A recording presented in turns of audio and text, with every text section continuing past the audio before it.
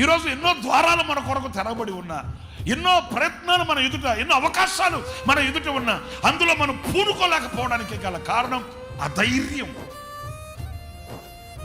నేను ఒక్క మాట చెప్పేస్తా, మీరు జాగ్రత్తగా మీ మనసులో పెట్టుకోండి.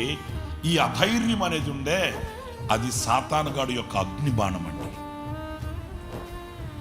సాతాను ఈ రోజున ఆశీర్వాదానికి నిన్ను అయోగ్యునిగా చేసేది, దీవెనకు నిన్ను దూరాన నిలబెట్టేది, ఆ అభివృద్ధి పదములో నిన్ను వెళ్ళనివ్వకుండా వెనకకి లాగేది ఏంటో తెలుసా? ఈ అధైర్యమే.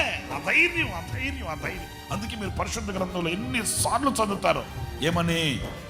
భయపడకండి, భయపడకండి,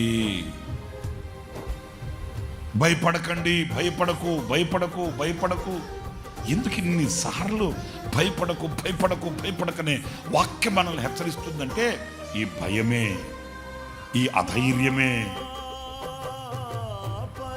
నా ప్రియమైన సహోదరులారా, ఈ అధైర్యాన్ని గనక వీడగలిగితే, ధైర్యాన్ని పొందుకోగలిగితే, స్తోత్రం.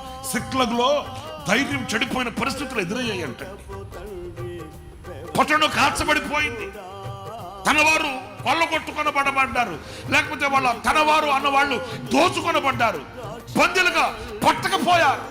నానేవాడు లేక పట్టణం కాల్చబడిపోతే, ఇల్లు వాకిన పరిస్థితుల్లో అల్లాడిపోతూ తల్లడలిపోతూ కూలిపోయిన వ్యక్తి తమ దేవుడైన యెహోవాను బట్టి ధైర్యం తెచ్చుకున్నాడంట.